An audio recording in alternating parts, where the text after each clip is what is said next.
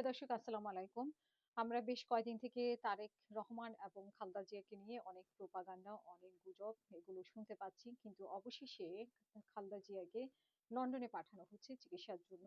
আমরা জানি যে বিভিন্ন দেশ থেকে বিশেষজ্ঞ গিয়েছে, বিশেষ করে চীন এবং যুক্তরাজ্য থেকেও একজন বিশেষজ্ঞ গিয়েছেন। তারা সাজেস্ট করেছেন যে যুক্তরাজ্যে এনে ওনাকে চিকিৎসা করানোর জন্য। কিন্তু এই নিয়েও কোনো সমালোচনার শেষ নেই। বলা হচ্ছে যে তারেক রহমান যেতে পারবেন না। এইজন্য তারেক রহমানকে দেখানোর জন্য ওনাকে এখানে পাঠানো হচ্ছে। উনি আসলে বেঁচে আছেন কিনা সেটা নিয়েই সন্দেহ পোষণ করছেন। এতদিন আমরা শুনেছি যে তারেক রহমানের যেকোনো সময় প্লেনে উঠে বসবেন এবং প্লেনে উঠে বসা পিকচারও আমরা দেখেছি যে সোশ্যাল মিডিয়াতে ভাইরাল হয়েছে। উনার বিড়ালের পাসপোর্ট করা হয়েছে। বিড়াল সহ উনি আসছেন। তারপরে উনার আসলে কি হবে? উনার পাসপোর্ট থাকলে কি হবে? পাসপোর্ট না থাকলে নাগরিকত্ব থাকলে কি হবে?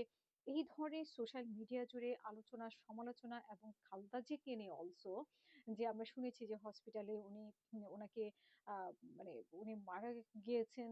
কিন্তু তারপরেও উনাকে শো দেখানো হচ্ছে যে তারেক রহমানের জন্য অপেক্ষা করার জন্য উনাকে ঘোষণা করা হচ্ছে না।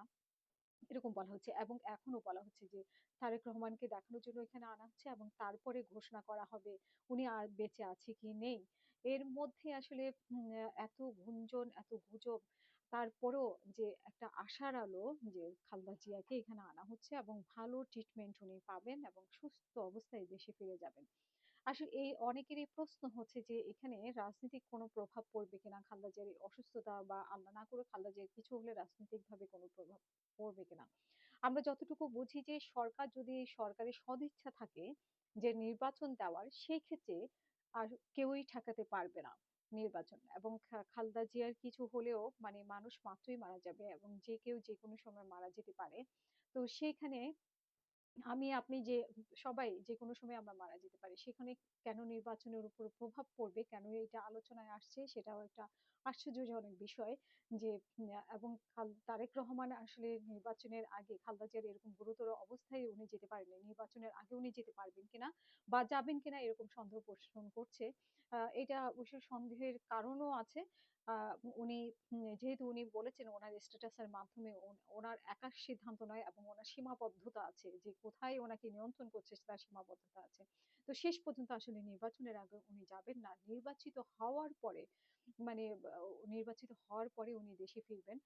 সেটা নিয়ে অনেকে আলোচনা করছে।